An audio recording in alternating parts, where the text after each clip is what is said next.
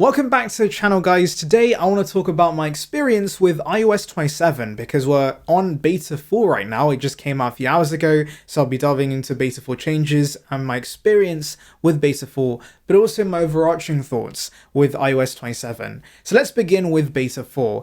Now actually there's not that many changes, so the first big change is that when you press AI, the Siri AI button, you'll get a welcome splash screen. That's quite nice.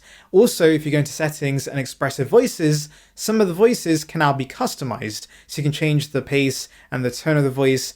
That's nice. Also, some of the animations have been fixed. So I've noticed the Siri spotlight is more bouncy. That's quite nice. But overall, it's just a refinement update. Beta 4 doesn't have any major changes. That's to be expected, and that's the overarching theme of iOS 27. It's very much a stability focused update, and honestly, thank God.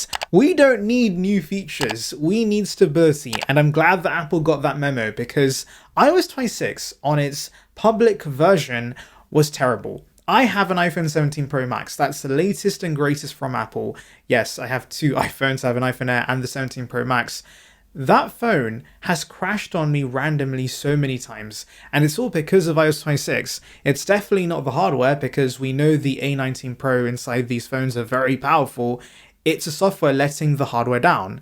And so I've been waiting for a stability focused update, and I'm glad we just got that with iOS 27 because it means the iPhone 18 out of the box should be great, but also older devices should run really well for at least a year until Apple breaks iOS again. Hopefully not, but that's usually the case. If you remember, iOS 12 was a stability focused update, then iOS 13 broke everything again. But hopefully Apple doesn't do that this time with iOS 28.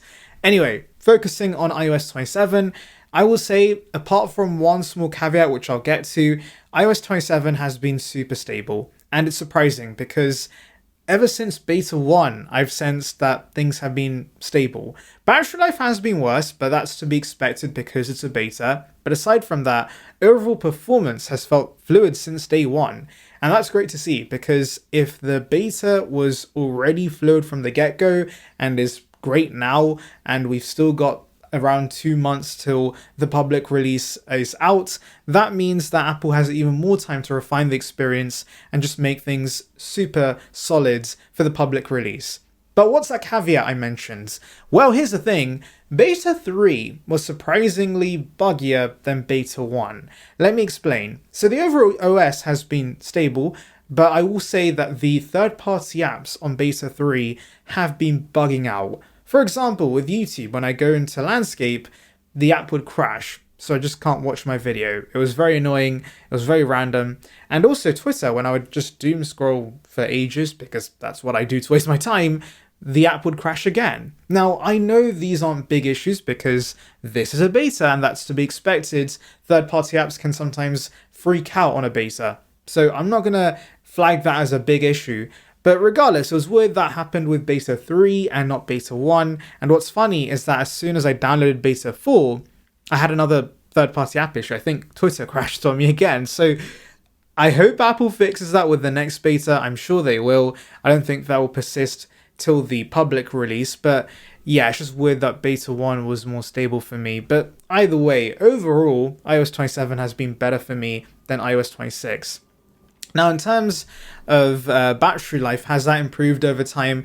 I would say yes. Beta 1 was quite a bit worse than iOS 26. Well, actually, I take that back. Not quite a bit worse. It was slightly worse. It wasn't as bad as it used to be on betas, but I did notice a slight dip. However, now, if I go into battery settings, I can show you guys. I'm getting around, well, you can't see it from here, can you? So I'll have to screenshot this. 5 hours, 14 minutes on 98% charge. That's pretty good for an iPhone Air. Honestly, that's pretty good. I would say that's on par with iOS 26.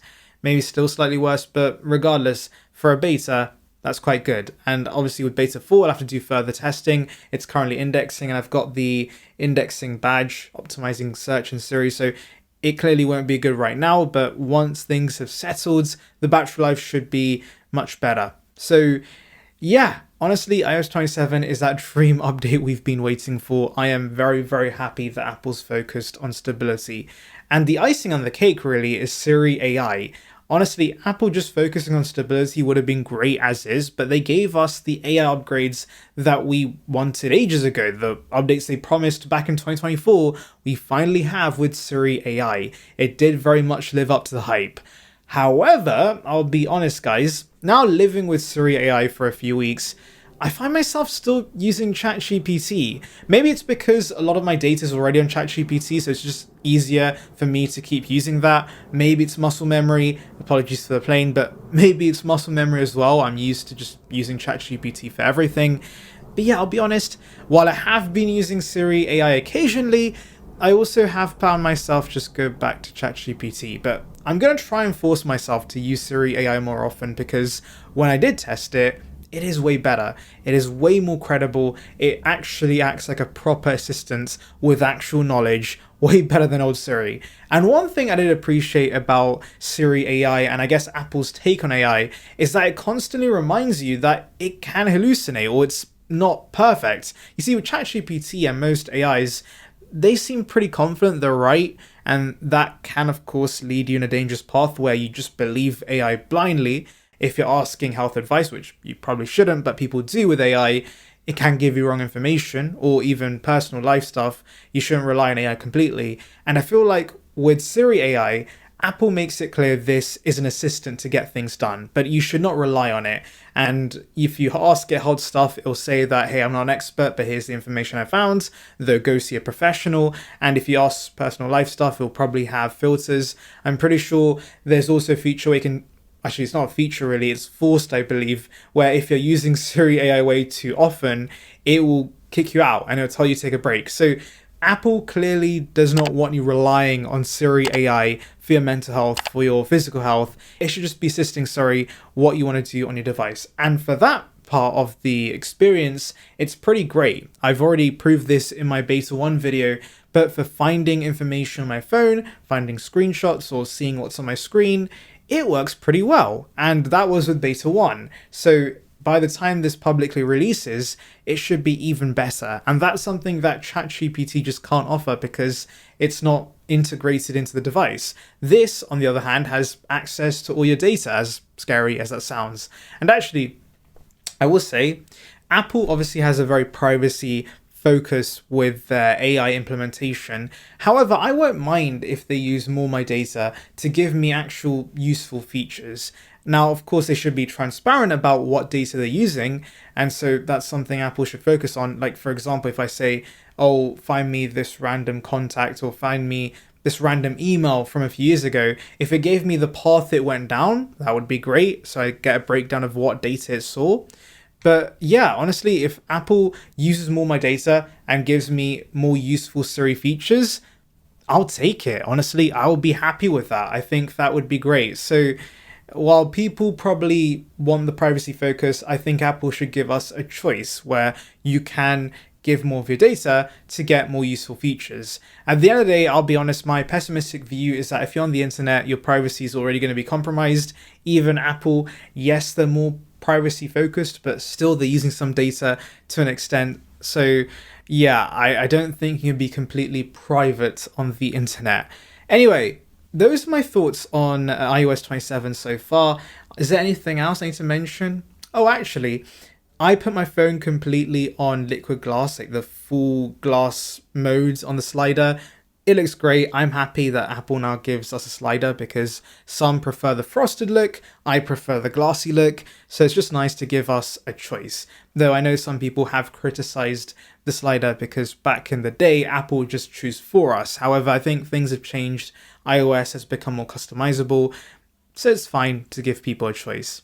So yeah, that is my thoughts on iOS 27. Very, very happy with the update. It's now been, how long has it been since June?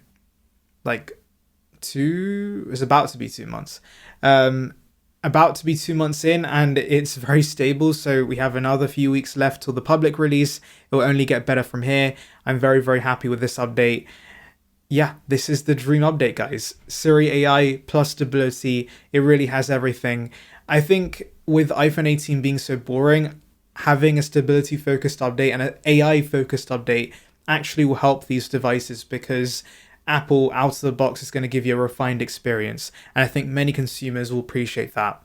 Anyway, enough rambling, that's my thoughts. Make sure to like and subscribe for the latest Apple news.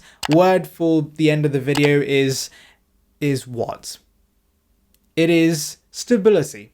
So put that in the comments if you made it this far, and check out this video here about the iPhone 18 if you want the latest rumors.